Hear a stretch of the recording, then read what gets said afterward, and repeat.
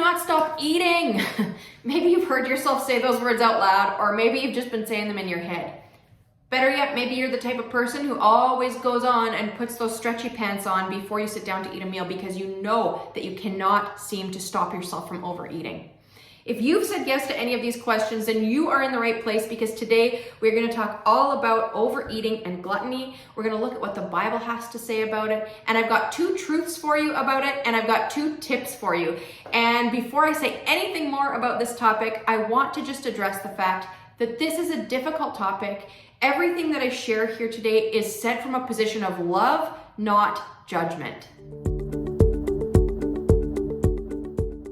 Okay, so what is gluttony? Well, gluttony today, I'm going to talk about it from the perspective of gluttony with regards to food. Gluttony and overeating is like indulgence and overdoing it with what we are eating. And the Bible tells us that it's not good for us and that it's wrong. And so, this is a conversation that is not being had in very many Christian circles. And I want to talk about that for 1 second, because I think one of the big reasons why this has turned into such a difficult conversation is because as women, we have so much of our self-worth wrapped up in what we look like, in what the number on the scale tells us, and in what size we wear. It's a big time comparison game about how we think we should look.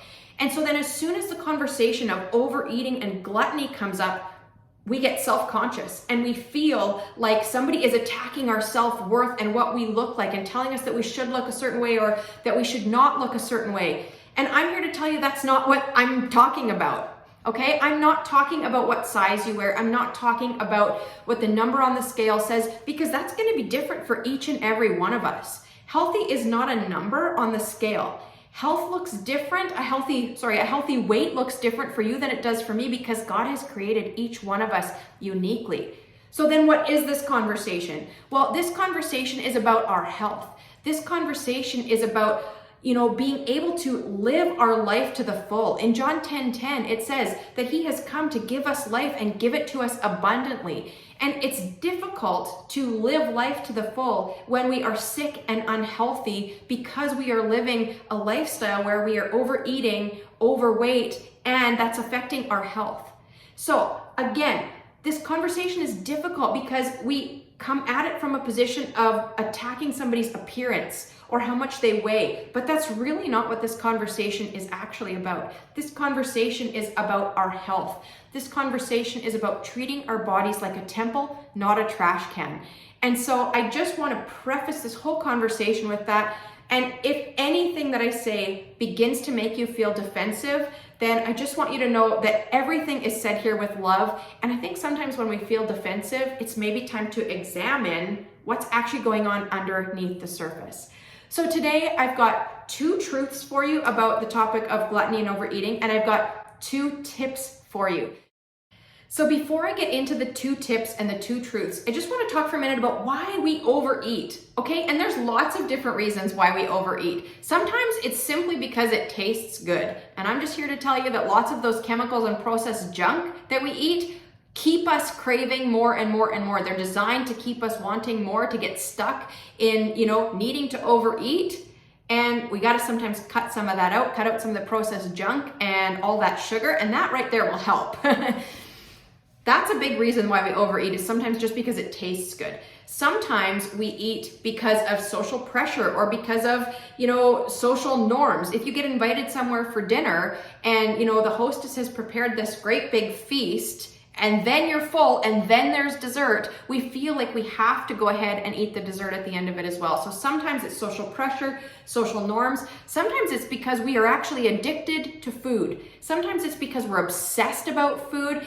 And one of the biggest reasons that I want to talk about for a quick second is because most of us, especially as women, use food to feed our emotions. I like to say we feed our emotions instead of actually feel them. Emotional eating is a huge topic. And you know what? We eat when we're happy, we eat when we're sad, we eat when we're stressed, we eat when we're mad, we eat when we want to celebrate, we eat about everything. And a lot of the times, I think we turn to food to address those feelings and emotions that we have because we don't actually even know how to process them. And the food feels good in the moment. So I think that's one of the big reasons why we overeat. Okay, so here's the first truth and the first tip for you. So the first truth is that overeating and gluttony is not good for us. Now, this might sound like a very basic truth, and it is, but the fact is, it's basic, but many of us are struggling with overeating and gluttony. And I just want to share with you one quick verse from the Bible, and I'm going to read it to make sure that I read it right. But it says this, Proverbs 23, verse 19 to 21 tells us, "Listen, my son, and be wise and set your heart on the right path. Do not join those who drink too much wine or gorge themselves on meat. For drunkards and gluttons become poor, and drowsiness clothes them in rags." So that right there is telling us that gluttony is harmful for us. Okay, it's not good for us. And we are called as believers to treat our bodies like a temple. I often say, treat your body like a temple, not a trash can.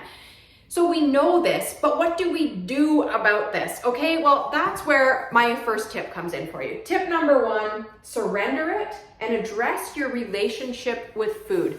How many times have you invited God into your relationship with food, into your weight loss journey, into, this whole area of your life? Many people have never invited God into their health journey. And, we invite God into every other area of our life, but somehow we seem to miss this one.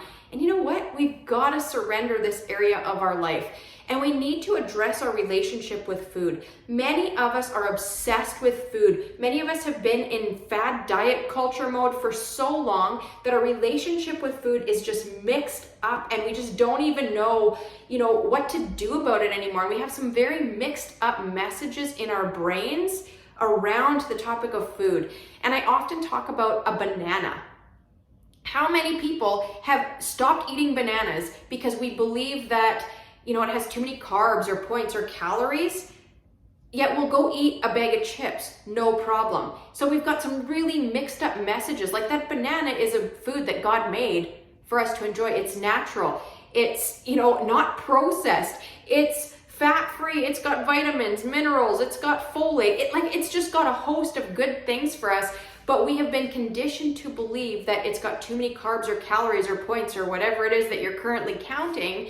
And so we've stopped eating that. And then we've turned instead to the junk food that is causing us to overeat. Because, like I said earlier, so many of the ingredients in all of the junk food, all the chemicals, things like maltodextrin, it's causing our cravings, and it's causing us to want more and more and more. And we are consuming way too much sugar, and we just can't stop because we're addicted, or we feel like we can't stop, I should say. And so addressing our relationship with food is the first step. We have to become aware of our relationship with food. Ask yourself, do I have a problem with food? And if you do, then it's time to start addressing your relationship with food. Ask yourself, what food actually means to you. Is food comfort for you? Is food nourishment for you? Ask yourself. This is kind of a complicated question, even though it's so simple. I actually like to call it finding freedom with food. And so if this is something that you want to learn more about, Ruth and I actually have a food freedom workshop that you can check out. It's a 5-day workshop. And when I say workshop, it's takes about an hour out of your day. But you can check out the link for that below if you'd like more information about our food freedom workshop. It has helped thousands of women take back the control that food has over them and learn how to surrender this aspect of our life to God, because ultimately, we want to surrender it to Him. We want to honor Him with our bodies. We want to treat our bodies like a temple, not a trash can. Okay, let's talk about truth number 2 and tip number 2. Truth number 2 is that we are called to live a life of self-control. Self-control is one of the fruits of the Spirit. Fruits of the Spirit are love, joy, peace, patience, kindness, goodness. The fruits of the Spirit are gentleness, faithfulness, and self-control. I don't know about you, but I have to sing a little song in my head if I want to be able to recite them all. So self-control is one of the fruits of the Spirit. And so we know that we need to use self-control in the area of food and what we are choosing to eat, but that can actually be very challenging, which is why we're here watching this video. And so, self-control, how do we actually practice self-control when so many of us are obsessed about food, when we have mixed up relationships with food? So my best tip for using self-control in the area of food is this: use wisdom over willpower. Now, what does that even mean? Well, let's talk about it for a second. If you think about willpower like a muscle, okay, because we can develop and improve our willpower, just like we can, build stronger muscles, but that is only going to take us so far. We cannot rely on willpower alone because that willpower is going to fail us. If you think about willpower as a muscle and you are like hanging off the side of a cliff for dear life, waiting for help, your willpower isn't going to be able to hold you there for 3 days until help can arrive. Your willpower will fail you. Think about how many times you are able to walk past the junk food before your willpower caves and you go eat some. Our willpower is not the solution, which is why I like to talk about wisdom over willpower. And I've heard Pastor Craig Groeschel from Life Church talk about this in the past, and so I have really used this concept in my own life of wisdom over willpower. But what does that mean? Well, it means that if we can remove a temptation today so that we don't face the temptation tomorrow, then that is wisdom over willpower. So let's break that down. That means, here's an example in my life. Wisdom over willpower means that when I go to the grocery store, I do not buy the bag of chips. Because if I buy the bag of chips, then when they are in my cupboard tomorrow and I'm hungry in the afternoon, I will reach for those chips. So by using wisdom in the moments when I'm not feeling tempted, like when I'm at the grocery store checking things off my list, using the wisdom to stay away from the chip aisle so that I don't go there and buy the chips that end up in my cupboard that require me to use willpower to avoid. I'm using wisdom by not having that within my proximity so that I'm not relying on my willpower, so that I can exercise self-control. Another example from the other perspective could be like, instead of buying the chips, I'm gonna buy some good healthy fruits and vegetables to have in my fridge so that when I am hungry, I'm not tempted in the face of the chips. I can open the fridge and have a good snack ready there for me. I'm using wisdom over willpower. Okay, there's so many things like this that we can do. Half of it is like getting the food out of our proximity.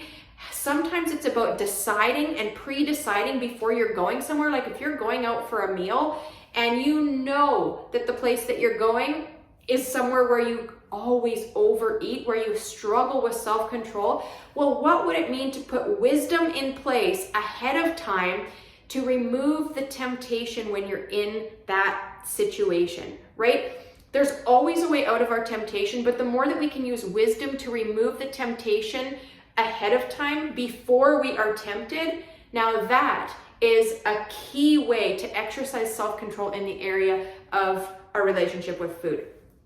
So those are my 2 truths and my 2 tips for you today in regards to the topic of overeating and gluttony. I'm sure there is like a ton more that we could talk about on this topic. So if this has been helpful, let me know below in the comments and let me know what else you would like to learn about in regards to overeating and gluttony, because we want to make content that you want to hear about. So thank you for being here with me for this conversation that, like I said, can sometimes be difficult. It really is my hope and my prayer that you will be encouraged by this information and know that it is possible for you to live a healthy lifestyle that you actually love. So if you have not done so already, please give this video a like and subscribe, hit that bell notification so that you get notified when Ruth and I post more content. And until next time, let's treat our bodies like a temple, not a trash can.